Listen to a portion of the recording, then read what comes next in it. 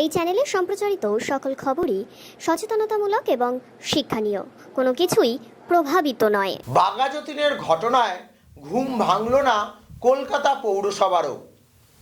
আবার কলকাতার পরে বাঘাযতীনের ঘটনার পরে আবার ক্রিস্টোফার রড অর্থাৎ ট্যাংরায় বাড়ি হেলে রয়েছে আরেকটি বাড়ির ওপরে। এই যে বাড়ি বা বেআইনি নির্মাণ, যেই নির্মাণের ওপরে কখনোই চোখ রাখছে না কলকাতা কর্পোরেশন বা কাউন্সিলররা।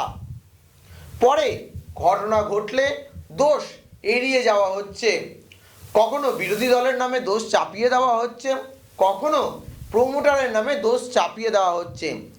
এই ঘটনার পুনরাবৃত্তি না যাতে ঘটে সেই ঘটনার ব্যাপারে কিন্তু কোনো রকমভাবেই তৎপর হচ্ছে না কলকাতা পৌরসভা। আমরা তুলে ধরছি ট্যাংরার ক্রিস্টোফার রোডের সেই চারতলা বাড়ির ছবি, যা বাঘাযতীনের বাড়ির প্রায় লাগোয়া ঘটনা বললেই ধরা যায়। বাঘাযতীনের বাড়িও এক সাইড হেলে পড়েছিল, আর ক্রিস্টোফার রোডের বাড়িও এক সাইড হেলে পড়েছে। বেআইনি নির্মাণ রুখতে কতটা তৎপর পুলিশ প্রশাসন থেকে শুরু করে কলকাতা কর্পোরেশন ও বর্তমানের সরকার, সেই দিকে রাখতে হবে নজর। আপনারা নজর রাখুন শুধুমাত্র ভিশন প্লাস নিউজে।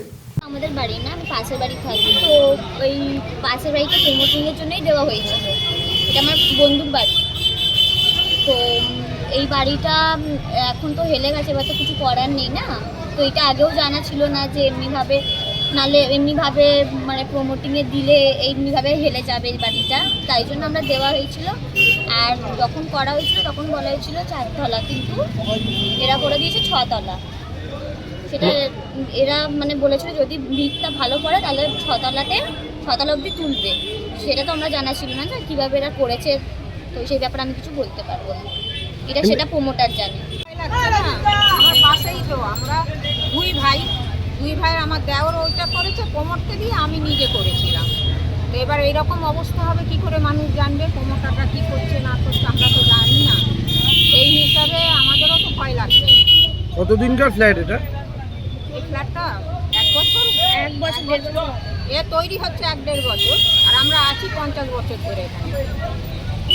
মানে কতটা আতঙ্কে রয়েছে একদম পাশের বাড়ি? অনেক আতঙ্কে রয়েছে মানুষ।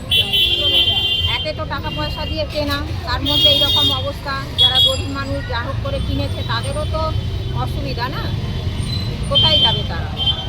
যদি ফ্ল্যাটটা হয় তাহলে যাবে কোথায় ওরা? ওদেরও তো শিফটিং টাকা দিয়ে কিনেছে, কেউ 20 লাখ 25 লাখ, সেই সব অবস্থা। মানে কোন ফ্লোর পর্যন্ত পারমিশন ছিল বা কি ছিল এগুলো সেটা প্রমোটার জানবে, যে দিয়েছে সে জানবে। যারা দিয়েছে প্রমোটারকে সে জানবে, আর যে নিয়েছে সে জানবে। আমরা তো জানি না। আমরা তো ওই বাঘাযতীনে দেখেছিলাম না কাণ্ডটা, তারপর তো দেখছি আমাদের ওই দিকটা হেলে যাচ্ছে। আপনার নাম? আমার নাম রেখা সিং।